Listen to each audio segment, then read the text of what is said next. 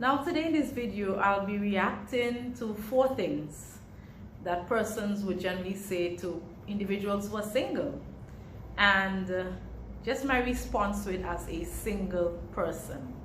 As I get into this video, I want to encourage you to like this video and subscribe to the channel. And as I begin the reaction, I want to first of all say that the Bible indicates that God created a couple in the Garden of Eden, and he performed the first wedding ceremony. The scripture also says marriage is honorable and the bed is undefiled. So based on the Bible, God endorses marriage, and it is God's intention for individuals who are married to enjoy marital bliss. But let's shift here to the reactions to the 4 things. I wrote them down so I will not forget them. That I have heard as a single person, you may have heard as a single person. Whether you're a married person or a single person, you can benefit from this video, and whether you're male or female, you can benefit from this video today. Number 1, you're such a beautiful person and you're single. Now this one is so interesting. That's the first statement. You're beautiful but you're single.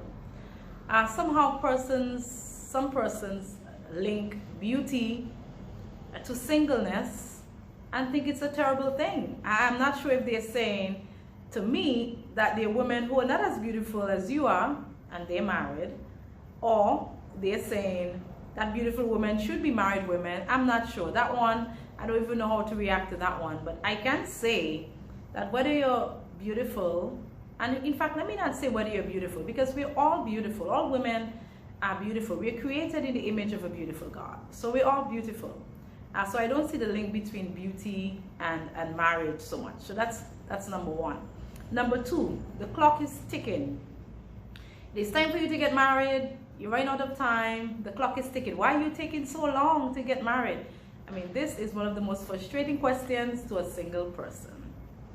I would respond to that by indicating, not because the clock may be ticking based on the other person who's making the statement, because for me there's no clock ticking. So if the person assumes there's a clock ticking, which I don't know about really, and they want because the clock is ticking for me to get married, my response to that person would be, 1, there's no clock ticking. I said that already. And 2, I'm not going to rush into a marriage or decision for marriage just because it's popular, just because persons think I have to be married, just because somebody say you have to do it, or somehow you're incomplete without it. These are not good reasons to get married, or just because I'm vexed with an ex and my ex got married, so all of a sudden I want to get married so I can show my ex that I'm married. No, these are not good reasons for marriage. And finding the right person is also important. And so unless you find the right person, there's no need to rush into a marriage. That's number 2. Number 3, I have it written here. You're so picky, you're going to be left out, or you will not find anybody. In an age of narcissism, and the last video I did on this channel was on narcissism, a narcissist supply. You can go back and watch it after this video.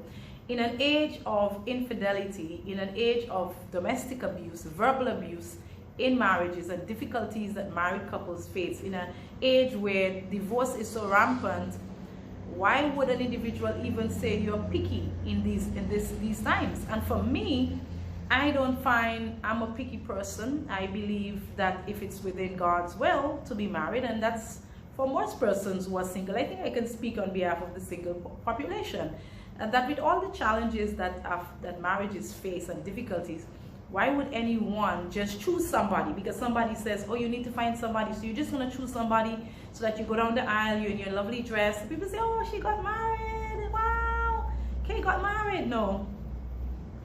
Person might say you're picky, but unless you think this is the right person, don't jump into it, don't rush into it, because marriage has lifelong consequences.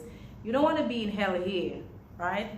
You want to make it to the kingdom, and then that person may very well prevent you from making it to the kingdom, because you may have hell here and still end up in the literal hell because of the person.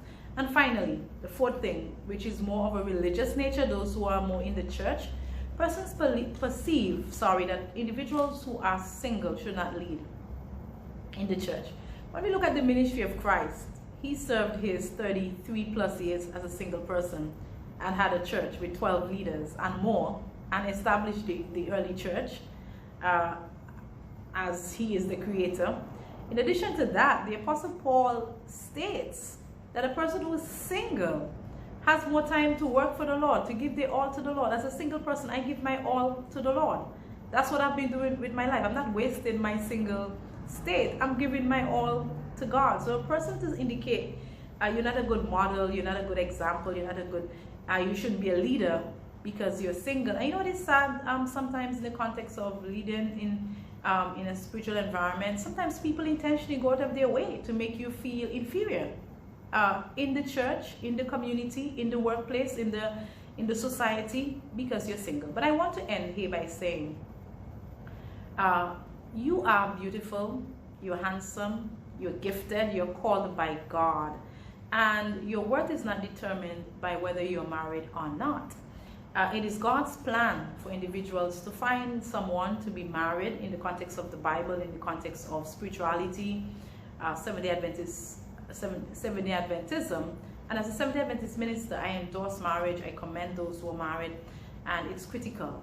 And once it's within God's will, definitely I would want to be married. But I do want to say to those who are single and you have not found someone yet, or those who just intend to remain single, enjoy your life.